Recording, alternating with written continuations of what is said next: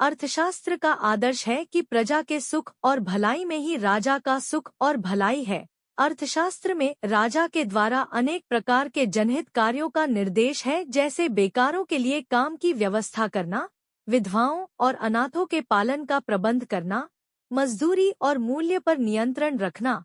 Megasthenes ऐसे अधिकारियों का उल्लेख करता है जो भूमि को नापते थे और सभी को सिंचाई के लिए नहरों के पानी का उचित भाग मिले, इसलिए नहरों और प्रणालियों का निरीक्षण करते थे। सिंचाई की व्यवस्था के लिए चंद्रगुप्त ने विशेष प्रयत्न किया। इस बात का समर्थन रुद्रदामन के जूनागढ़ के अभिलेख से होता है। मेगस्थनीज ने चंद्रगुप्त के सैन्य संगठन का भी विस्तार के साथ वर्णन किया है। चंद्रगुप्त की विशाल सेना में 6 लाख से भी अधिक सैनिक थे। सेना का प्रबंध युद्ध परिषद करती थी, जिसमें 5-5 सदस्यों की 6 समितियां थी। इनमें से 5 समितियां क्रमश 9 पदाति, अश्व, रथ और गज सेना के लिए थीं। एक समिति सेना के यातायात और आवश्यक युद्ध सामग्री के विभाग का प्रबंध देखती थी।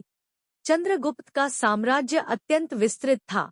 इसमें लगभग संपूर्ण उत्तरी और पूर्वी भारत के साथ साथ उत्तर में बलूचिस्तान, दक्षिण में मैसूर तथा दक्षिण पश्चिम में सौराष्ट्र तक का विस्तृत भूप्रदेश सम्मिलित था। इनका साम्राज्य विस्तार उत्तर में हिंदकुश तक, दक्षिण में कर्नाटक तक, पूर्व में बंगाल तथा पश्चिम में सौराष्ट्र तक था। साम्राज्य का सबसे बड़ा अधिकारी सम्राट स्वयं था। शासन की सुविधा की दृष्टि से संपूर्ण साम्राज्य को विभिन्न प्रांतों में विभाजित कर दिया गया था। प्रांतों के शासक सम्राट के प्रति उत्तरदायी होते थे। राज्यपालों की सहायता के लिए एक मंत्रिपरिषद हुआ करती थी। केंद्रीय तथा प्रांतीय शासन के विभिन्न विभाग थे और सबके सब एक अध्यक्ष के निरीक्षण में कार्य करते थे। साम्राज्य के दूरस्थ प्रदेश सड़कों एवं राजमार्गों द्वारा एक दूसरे से जुड़े हुए थे। पाटलिपुत्र, आधुनिक पटना, चंद्रगुप्त की राजधानी थी, जिसके विषय में यूनानी राजदूत मेगस्थनीज ने विस्तृत विवरण किया है। नगर के प्रशासनिक वृत्तांतों से हमें उस युग के सामाजिक एवं आर्थिक परिस्थितियों को समझने में अच्छी सहायता मिलती है। मौर्य शासन प्रबंध की प्रशंसा आधुनिक राजनीतिज्ञों ने भी की है, जिसका आधार कौटिल्य अर्थशास्त्र एवं उसमें स्थापित की गई राज्य विषयक मान्यताएं हैं। चंद्रगुप्त के समय में शासन व्यवस्था के सूत्र अत्यंत सुदृढ़ थे। चंद्रगुप्त मौर्य ने अलेक्जेंडर को चाणक्य नीति के अनुसार चलकर ही हराया था। इसके बाद चंद्रगुप्त मौर्य एक ताकतवर शासक के रूप में सामने आ गए थे। उन्होंने इसके बाद अपने सबसे बड़े दुश्मन नंदा पर आक्रमण करने का निश्चय किया। उन्होंने हिमालय के राजा पर्वतका के साथ मिलकर धना नंदा पर आक्रमण किया। 321 बीसी में कुसुमपुर में ये लड़ाई हुई, जो कई दिनों तक चली। अंत में चंद्रगुप्त मौर्य को विजय प्राप्त हुई और उत्तर का ये सबसे मजबूत मौर्य साम्राज्य बन गया। इसके बाद चंद्रगुप्त मौर्य ने उत्तर से दक्षिण की ओर अपना रुख किया और बंगाल की खाड़ी से अरब सागर तक राज्य फैलाने में लगे रहे। विंध्य को डेक्कन से जोड़ने का सपना चंद्रगुप्त मौर्य ने सच कर दिखाया। दक्षिण का अधिकतर भाग मौर्य साम्राज्य के अंतर्गत आ गया था। 305 बीसी में चंद्रगुप्त मौर्य ने पूर्वी पर्शिया में अपना साम्राज्य फैलाना चाहा।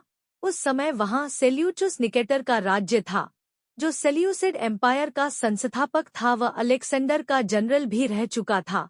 पूर्वी पर्शिया का बहुत सा भाग चंद्रगुप्त मौर्य जीत चुके थे। वे शांति से इस युद्ध का अंत करना चाहते थे। अंत में उन्होंने वहां के राजा से समझौता कर लिया और चंद्रगुप्त मौर्य के हाथों में सारा साम्राज्य आ गया। इसी के साथ निकेटर ने अपनी बेटी की शादी भी चंद्रगुप्त मौर्य से कर दी। इसके बदले उसे 500 हाथियों की विशाल सेना भी मिली, जिसे वे आगे अपने युद्ध में उपयोग करते थे। चंद्रगुप्त मौर्य ने चारों तरफ मौर्य साम्राज्य खड़ा कर दिया था। बस कलिंगा, अब उड़ीसा और तमिल इस साम्राज्य का हिस्सा नहीं था। इन हिस्सों को बाद में उनके पोते अशोका ने अपने साम्राज्य में जोड़ दिया था। चंद्रगुप्त मौर्य का झुकाव जैन धर्म की तरफ तब हुआ जब वे लगभग 50 साल से अधिक उम्र के हो चुके थे। उन्होंने जैन धर्म की दीक्षा प्राप्त की और वह जैन धर्म के नियमों का कड़े रूप से पालन करने लगे। वे जैन धर्म के मूल सिद्धांतों जैसे सत्य, अहिंसा और व्रत एवं सदाचार आदि का कड़ाई से पालन करने लगे थे। चंद्रगुप्त मौर्य की मृत्यु 340 ईपू में हुई थी। कहा जाता है कि उन्होंने संथरा नियम का पालन करते हुए खुद अपने प्राण त्याग दिए थे। संथरा एक प्रकार का जैन धर्म का व्रत होता है जिसमें व्यक्ति तब तक कुछ खाया पिया नहीं जाता जब तक वह मृत्यु को प्राप्त नहीं हो जाता। कुछ इतिहासकारों के मुताबिक चंद्रगुप्त मौर्य ने संथरा व्रत का पालन करते हुए कर्नाटक में अपने प्राण त्याग दिए थे।